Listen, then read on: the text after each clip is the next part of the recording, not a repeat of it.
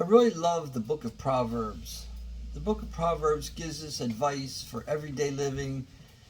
God's using Proverbs to show us, what happens in life when we do this, when we do that.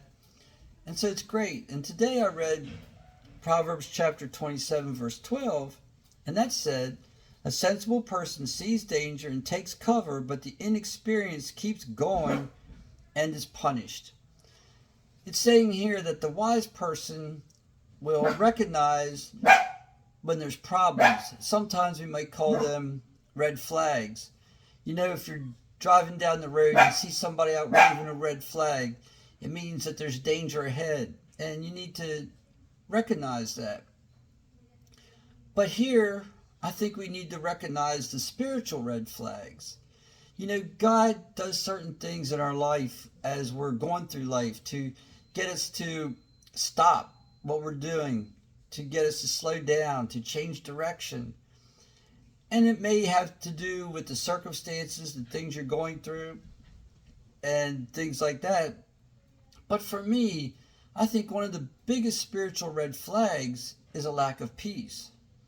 And I didn't always listen to them. And perfectly honest, I don't always do it today.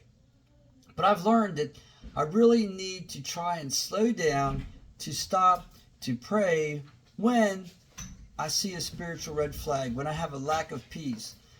When there's no peace about a decision I want to make or something I want to do, I need to step back a little bit.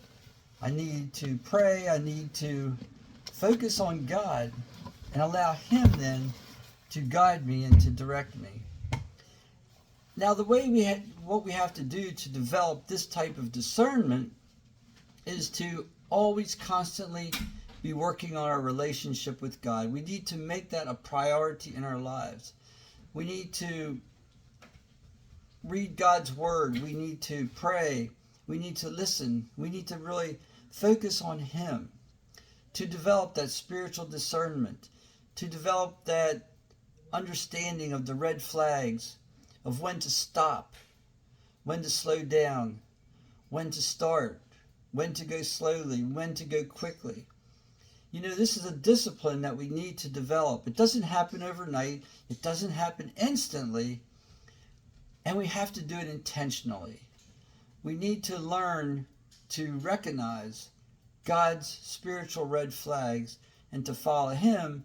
Otherwise, there will be consequences if we ignore what God's trying to do